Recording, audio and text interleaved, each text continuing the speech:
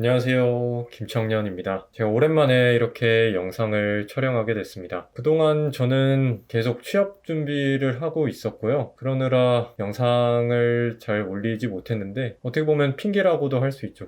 요즘 이런저런 생각이 많아져서 뭐 이렇게 됐는데 어쨌든 오늘 이렇게 영상을 찍게 된 거는 제가 방금 건강보험공단 인턴 면접을 보고 왔어요. 지금이 오후 12시 26분인데 제가 10시 15분 타임에 면접을 보고 왔거든요. 그래서 뭔가 그냥 넘어가기나 아쉬워서 오늘 본 면접 후기에 대해 말씀드리도록 하겠습니다. 원래는 그냥 영상을 안 찍으려고 했었는데 면접에서 워낙 헛소리를 너무 많이 하다가 와서 기억에 좀 많이 남아서 한번 영상을 찍어보려고 이렇게 영상을 촬영하고 있습니다. 일단 바로 본론으로 넘어가서 제가 어떤 질문을 받았는지 말씀드리겠습니다.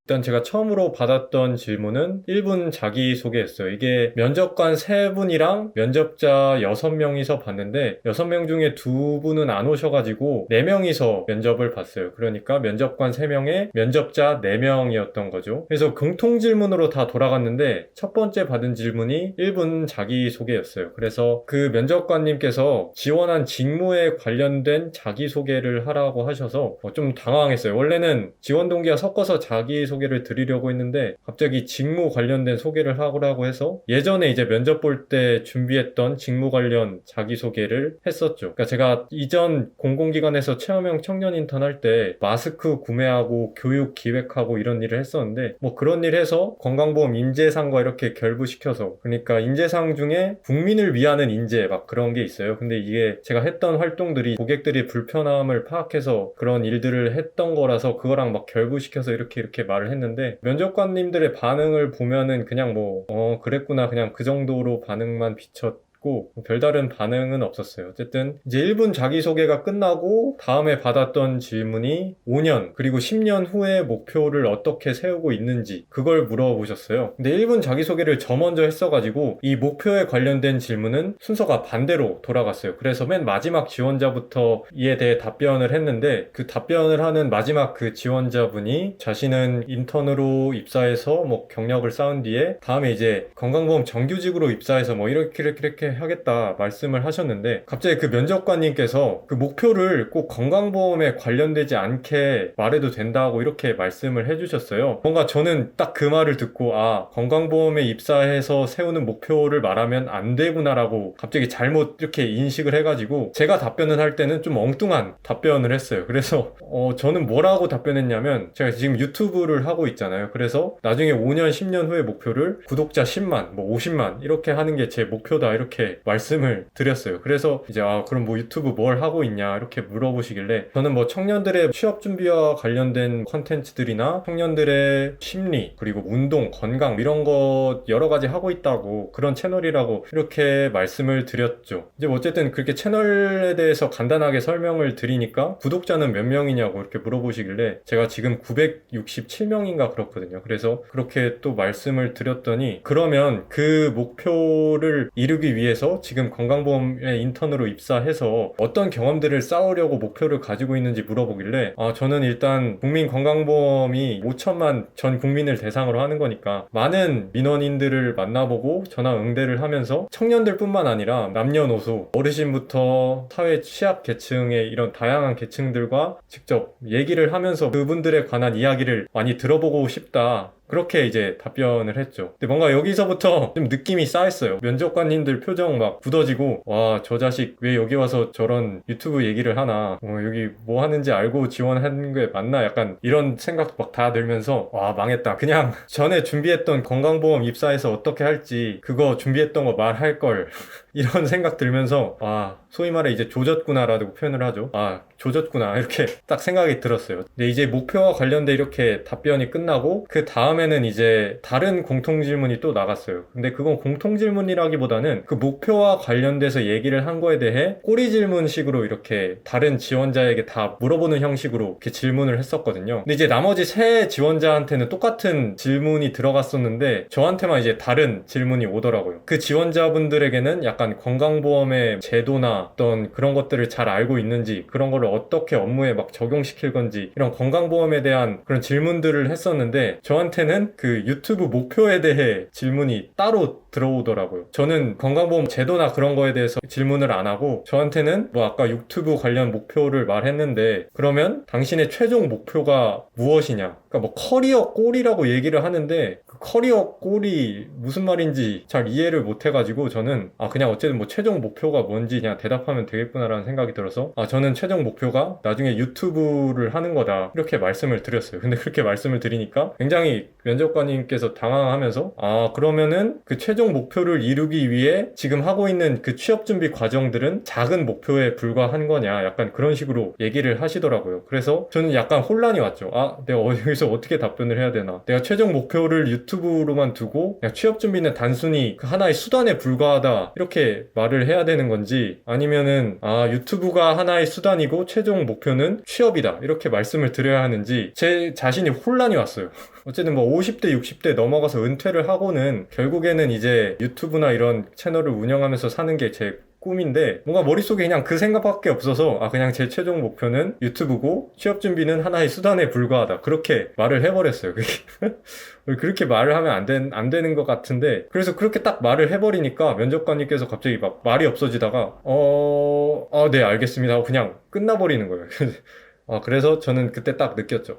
망했다. 생각이 딱 들면서, 내가 무슨 헛소리를 한 거지? 약간 이 생각 들고, 그냥 그때 그냥 멘탈이 나갔어요. 약간, 그렇게 말을 하면 안 되는데 내가 잘못 말을 했구나. 이렇게 딱 생각이 들면서, 그래서 어떻게 보면은 결국에는 그 유튜브를 위해서 내가 지금 취업 준비를 하는 거다. 지금 내가 면접을 보는 거는 결국 그냥 내가 유튜브 잘 되려고 그냥 하나의 발판으로 밟고 가는 그런 단계인 셈이다. 그런 식으로 답변을 하게 돼버린 거예요. 원래 저는 그런 의도로 말할 생각은 없었는데 어떻게 그냥 하다 보니까 막 갑자기 멘탈이 나와가지고 막 그런 식으로 얘기를 해버려가지고 그리고 또 어쨌든 제 채널명이 행복박사 김청년이잖아요. 그래서 이제 뭐 행복에 관련된 얘기도 나왔었는데 그 면접관님께서 그러면 유튜브를 하는 거는 누구를 위해 하는 거냐 이렇게 얘기를 해주시더라고요. 그래서 저는 이거는 제 행복을 위해서 하는 거다 이렇게 말씀을 드렸어요. 근데 그 답변을 듣고 면접관님께서 또 2차로 저 자식 뭐라고 말하는 거지? 약간 이렇게 표정을 드러내시면서 막 고개를 갸우뚱하시더라고요. 그래서 좀 제가 그 면접 시간이 너무 촉박하다 보니까 제가 생각을 못하고 그냥 막 내뱉은 것 같더라고요. 원래는 그렇게 말을 했어야겠죠. 원래는 제 행복을 위해 시작했지만 주변 사람들이 제 컨텐츠를 보고 이제 행복을 느껴하는 거를 보고 바뀌었다. 이제 다른 사람들을 위해서 이런 유튜브 컨텐츠들을 제작하는 거다. 이렇게 말씀을 드렸어야 되는데 그러니까 그게 참 어려운 것 같아요. 그게 사실은 저만을 위해서 하는 것도 아니고 남만을 위해서 하는 그런 유튜브가 아닌데 그걸 이제 너를 위해서 하는 거냐 이렇게 딱 질문이 들어와 버리니까 그냥 그걸 정리해서 딱 말을 못 던지겠는 거예요. 이게 시간은 워낙 촉박하고 계속 말을 끊으니까 그래서 그냥 저는 유튜브를 제 행복을 위해서 하는 겁니다. 이렇게 딱 그냥 말을 해버린 거예요. 물론 뭐 면접에 정답이 없는 거는 맞지만 그래도 그 답변을 들었을 때 면접관들의 머릿속에는 저 사람 되게 이기적인 사람이구나. 저 사람 뽑으면 안 되겠다 이런 생각이 딱 들 거라고 느낌이 오는 거예요. 참 면접장에 가니까 아무리 인턴 면접이라고 하더라도 사람이 그렇게 돼버리더라고요 이게.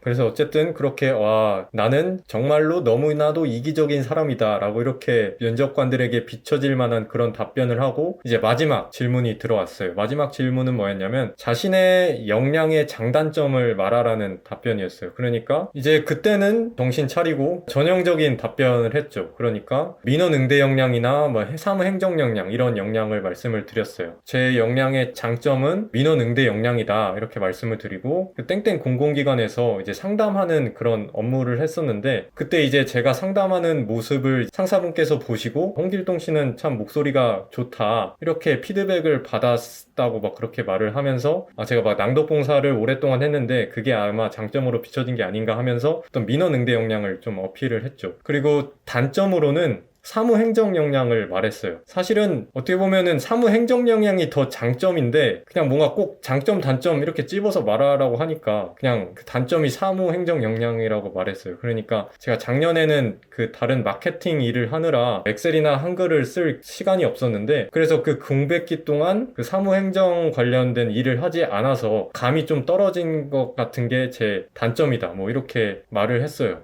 어쨌든 그렇게 하고 면접이 끝나고 딱 면접장 나오면서 그냥 망했구나 딱 이렇게 생각이 들더라고요. 어쨌든 이렇게 면접비 2만 원은 잘 받고 오긴 했는데 이게 뭔가 제 그 2년 전에 봤던 그 보러 다녔던 면접들이랑 비교를 해보면 뭔가 더 성장을 해야 되는데 더 실력이 떨어졌어요. 면접 실력이. 그때는 막 정말 이렇게 막 질문 들어오면은 저는 어떤 경험이 있고 뭐 이거를 해서 어떻게 막 잘 하겠다. 제 역량은 이렇다 해서 막 어필을 막 예전에는 했었는데 지금은 뭔가 오늘 딱 면접 보고 느낀 게 잘 안 되는구나. 뭔가 예전 같지 않구나. 이런 게 정말 많이 느껴졌어요. 그래서 막 다른 면접자들 괜히 의식하게 되고 저 사람들 진짜 말 잘한다. 정말 대단하다. 약간 이렇게 느껴지게 되고 원래는 안 그랬거든요. 원래는 내가 다른 면접자분들보다 더 잘한다. 내가 붙겠구나. 약간 좀 재수없게 이런 생각을 들었는데 모르겠어요. 참 점점 이렇게 성장을 해야 되는데 이렇게 오히려 이렇게 반대 아래로 떨어지고 있으니까 좀 착잡하기도 하고 뭐 그만큼 뭐 제가 준비가 덜 돼서 뭐 그런 거겠지만 참 어려운 것 같습니다. 이게 뭔가 그냥 굉장히 착잡하네요. 참 면접 보고 오니까 뭐 이런저런 생각이 많이 듭니다. 그래서 뭐 어쩌겠습니까? 뭐 이미 면접 보고 나온 거 이제 뭐 운에 맡겨야죠. 운에 맡기기에는 너무 형편없는 대답들을 하고 와서 그냥 무조건 100%는 아니고 99% 떨어졌다고 생각은 하고 있지만 그래요. 참 인생이란 게 그렇게 쉽지만은 않은 것 같습니다. 건강보험 인턴 면접을 보고 오신 분들이나 아니면 앞으로 뭐 준비를 하고 계신 분께 이 영상이 도움이 됐으면 좋겠다는 생각이 들고요. 그리고 너무 이렇게 면접 못 봤다고 이렇게 막 기죽지 마시고요. 사실 저는 지금 엄청 기죽어 있는 상태인데 그래도 이렇게 막 카메라 켜고 이렇게 혼자 떠드니까 좀 뭔가 풀리는 것 같기도 하고 참 그렇네요. 어쨌든 이게 이렇게 다 이런 걸 이겨내야 하는데 이게 일단 쉽지가 않아요, 이게. 그래서 뭐 여러분들도 다 비슷한 감정을 느끼시고 계실 거라고 저는 생각을 하고, 이제 뭐 잘 이겨내야겠죠. 잘 해서 뭐 다들 좋은 결과 있기를 바라겠습니다. 네, 감사합니다.